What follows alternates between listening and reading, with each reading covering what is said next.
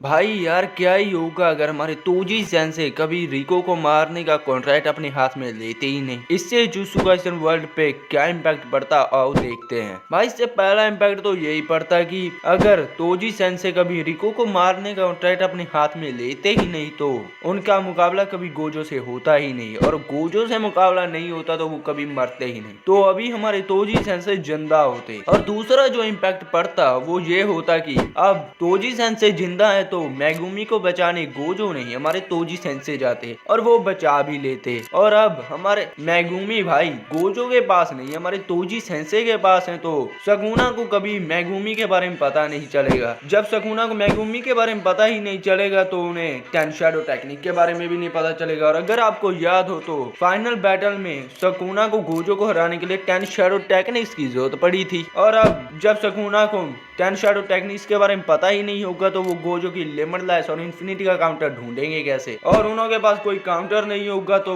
वो लिमिटलेस को सरपास कर नहीं पाएंगे और हमारे गोजो भाई सकुना को हरा देंगे और इसी के साथ बैटल खत्म हो जाएगी। अब मैं आपसे एक सवाल पूछता हूँ भी हमारे तोजी सेंसे किसका साथ देंगे, हमारे गोजो भाई का या फिर हमारे सकुना जी का? आप कमेंट में जरूर बताना।